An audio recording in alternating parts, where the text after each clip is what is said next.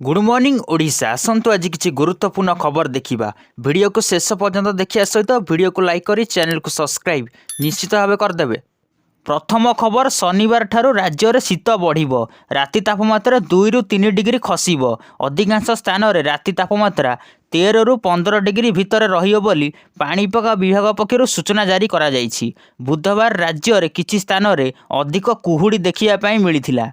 आज झारसुगुड़ा केन्दुझर संबलपुर सुंदरगढ़ कटक खोर्धा पुरी गंजाम और गजपति में घन कुहुड़ी दृश्यमान होगा नहीं आंचलिक पाणीपाग विभाग पक्षर आकलन करा जायछि। परवर्ती खबर फेब्रुआरी मासरे राज्य में लागू होगाकू जाउछि केंद्र सरकार को आयुष्मान भारत प्रधानमंत्री जन आरोग्य योजना। यही योजन पाखापाखि 30,000 हस्पिटाल अनुमोदित हेब। राज्य तथा राज्य बाहर रही लोक मैंने देश में समस्त राज्यर 30,000 रु अधिक डाक्तखाना कैशलेस चिकित्सा सुविधा पाइपारे। ओडिशा बाहर रहुथिबा प्रवासी श्रमिक माने एही योजन लाभवान होई पारिबे। एथिरे पुरुषों को 5 लाख और महिला को 10 लाख टंका पर्यंत चिकित्सा खर्च रही। एथिरे साहाय्य और अभियोग पाई निकटस्थ आयुष्मान भारत प्रधानमंत्री जन आरोग्य योजना और गोपबंधु जन आरोग्य योजना हॉस्पिटल विषय में अधिक जानिबा पाई 14555 नंबर रे जोगाजोग करंतु। परवर्ती खबर माध्यमिक शिक्षा परिषद बीएसई आरंभ कला डिजी लकर व्यवस्था। एने सूचना देले बीएसई उपसभापति निहार रंजन महांती। बोर्डरू परीक्षा केन्द्र को प्रश्नपत्र पठाइबाकू व्यवहार हेबो एही डिजी लकर। 183 सेंटर को जीवाकू थिबा प्रश्नपत्र बाक्सरे लागिबो डिजिटल लकर। आसंता 17 तारिख रे OSSTED रे प्रथम थर करी व्यवहार करा जिवो। आगामी दिन रे मैट्रिक परीक्षा रे व्यवहार व्यवस्था करा जिवो। परवर्ती खबर केन्दुझर रे वार्धक्य भत्ता बांटिले मुख्यमंत्री मोहन चरण माझी। आज लोकंकु 3500 टंका मासिक भत्ता मिलिबो। 80 वर्षरू अधिक वयस्कों को मिलिबो वार्धक्य भत्ता। लाभवान हेबे 4 लाख रु अधिक हिताधिकारी। वृद्ध एवं दिव्यांगों को भत्ता बाबद को 3500 टंका प्रदान करा जिवो। परवर्ती खबर राशन कार्ड को नहीं आसिला बड़ खबर। राशन कार्ड नहीं डेडलाइन जारी करथिले खाद्य जोगाण मंत्री। डेडलाइन भितर जेउ माने केवाईसी करिनथिबे सेमानक राशन कार्ड काटी दिया जिवो। फेब्रुआरी 1 तारिख रु आउ मिलिबनी चाउल किंबा गहम। राशन कार्ड रे जेउ माने केवाईसी करि नाहंती सेमानकर कार्ड काटी दिया जिवो। आउ आगकू केवाईसी करिबा पई सुजोग मिलिबो नाही। वर्तमान सुधा 49 लाख हिताधिकारी केवाईसी करि नाहंती। जदि सेमाने जानुआरी 31 तारिख सुधा केवाईसी करि नाहंती तेबे सेमाने आउ चाउल पाइबे नाही। राज्यरू प्राय 40 लाख रु अधिक भूत एवं अयोग्य राशन हिताधिकारी चिन्हट होइछंती। सेमानक राशन फेब्रुआरी मासर ही काटिदेबे सरकार। एने सूचना देइछंती खाद्य जोगाण मंत्री। परवर्ती खबर पीएम आवास योजना को नहीं आसिला बड़ खबर।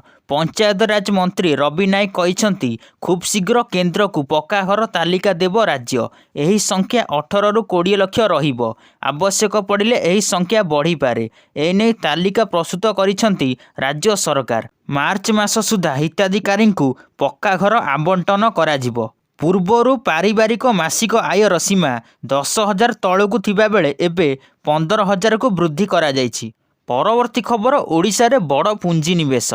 शिल्प क्षेत्र में 44,793 कोटी टंका विनियोग हेबो। उच्चस्तरीय क्लियरेंस अथॉरिटी बैठक में पुंजीनिवेश को मंजूरी मिली। तेबे एही बड़ पुंजीनिवेश द्वारा राज्य में नियुक्ति सृष्टि हेबार मध्य संभावना रही। प्राय 23,000 नियुक्ति सृष्टि हेबा नहीं लक्ष्य रखा जायछि। रिफाइनारी पेट्रोकेमिकाल्स एवं ग्रीन एनर्जी रे एही निवेश हेबो। खबर अनुसार जाजपुर ढेंकानाल कटकर विभिन्न क्षेत्र में पुंजी विनियोग करा जिबा नै सूचना रही। परवर्ती खबर आज बंद रहिबो इंटरनेट सेवा। एने सोशल मीडिया रे एक बड़ दाबी करा जाउछि। एक सांबादिक वीडियो पोस्ट करी कुहा जाइछि जे जानुआरी 16, 2025 रे सारा विश्व रे इंटरनेट सेवा ठप होई पारे। एथिपई टीवी शो द सैमसंग करिथिबा भविष्यवाणी चर्चार विषय पलटिछि। वीडियो रे देखा जाइछि जे जानुआरी 16 रे डोनाल्ड ट्रंप तांकर शपथ ग्रहण उत्सव सह एही वीडियो जड़ित। किंतु विशेषज्ञ एवं फैक्ट चेकिंग संगठन गुड़िक कहिसंती जे एही वीडियो संपूर्ण भूल। सैमसंग केबे भी एपरी भविष्यवाणी करि नथिला। ପରବର୍ତ୍ତୀ ଖବର ସୁଭଦ୍ରା ଯୋଜନା ନେଇ ଆସିଲା ବଡ଼ ଖବର। ସୁଭଦ୍ରା ପୋର୍ଟାଲରୁ ଭୁଲରେ ନାମ ବାଦ ହୋଇଯାଇଥିଲେ କରିହେବ ପୁନଃ ସାମିଲ। ସୁଭଦ୍ରା ପୋର୍ଟାଲରେ ନାମ ଯୋଡ଼ିବା ଅପ୍ଟ ଇନ୍ ସୁବିଧା ଉପଲବ୍ଧ କରାଯାଇଛି। ଏହାଦ୍ୱାରା ଯେଉଁମାନେ ଭୁଲରେ ନାମ ବାଦ ଅପ୍ଟ ଆଉଟ୍ ହୋଇଯାଇଥିଲେ ସେମାନେ ପୁନର୍ବାର ସୁଭଦ୍ରାରେ ସାମିଲ ହେବାର ସୁଯୋଗ ପାଇପାରିବେ। ଏହି ସୁବିଧା ଉପଲବ୍ଧ ହେବା ପରେ ପ୍ରାୟ 8,000ରୁ ଅଧିକ ଆବେଦନକାରୀ ସୁଭଦ୍ରାରେ ପୁନଃ ସାମିଲ ହୋଇସାରିଛନ୍ତି। ସେହିପରି ପ୍ରଥମ କିସ୍ତିର ଚତୁର୍ଥ ପର୍ଯ୍ୟାୟ ସୁଭଦ୍ରା ଟଙ୍କା ରାଶି ପ୍ରଦାନ କରାଯିବ। ହେଲେ ଏବେ ବି 2 ଲକ୍ଷରୁ ଉର୍ଦ୍ଧ୍ୱ ଆବେଦନକାରୀ ସେମାନଙ୍କର EKYC କରିନାହାନ୍ତି ଅବା OTP ମାଧ୍ୟମରେ EKYC କରିଛନ୍ତି। ଯୋଗ୍ୟ ବିବେଚିତ ହେଲେ ମଧ୍ୟ ସେମାନେ ଅର୍ଥରାଶି ପାଇବାରେ ଅସୁବିଧା ହେବ। ତେଣୁ ତୁରନ୍ତ ସେମାନେ ନିକଟସ୍ଥ ଜନସେବା କେନ୍ଦ୍ର ବା ମୋ ସେବା କେନ୍ଦ୍ରକୁ ଯାଇ ବାୟୋମେଟ୍ରିକ ପଦ୍ଧତିରେ ନିଜର EKYC କରିନେବାକୁ ବିଭାଗ ତରଫରୁ ପରାମର୍ଶ ଦିଆଯାଇଛି। ପରବର୍ତ୍ତୀ ଖବର ଶିମିଳିପାଳରେ ଅସୁରକ୍ଷିତ ବାଘ। ଶିମିଳିପାଳରେ ମାରିଦେଲେ କଳା ବାଘ। ବାଘର ଚମଡ଼ା ସହ 10 ଶିକାରୀଙ୍କୁ ଗିରଫ କଲା ବନ ବିଭାଗ। AI କ୍ୟାମେରା ସାହାଯ୍ୟରେ 10 ଜଣଙ୍କୁ ଗିରଫ କରିବା ସହ ଗୋଟିଏ କଳାବାଘ ଛୁଆର ଚମଡ଼ା ଓ ନଖ ଜବତ କରାଯାଇଛି। ବାଘର ବୟସ ପ୍ରାୟ 1.5 ବର୍ଷ ହେବ। ଏହା ଏକ ମେଲ୍ ବାଘ ଛୁଆ ବୋଲି ସ୍ପଷ୍ଟ ହୋଇଛି। ବାଘଟିକୁ କିଛି ମାସ ତଳେ ଗୁଳି କରି ଶିକାର କରାଯାଇଥିବା କହିଛନ୍ତି ଶିମିଳିପାଳ କର୍ତ୍ତୃପକ୍ଷ ଡାକ୍ତର ପ୍ରକାଶ ଚାନ୍ଦ ଗୋଗିନେନି। ପରବର୍ତ୍ତୀ ଖବର ଆମେରିକାର ଲସ୍ ଆଞ୍ଜେଲସ୍ ଜଙ୍ଗଲରେ ଲାଗିଥିବା ନିଆଁରେ ମୃତ୍ୟୁ ସଂଖ୍ୟା 25 ପାର କଲାଣି।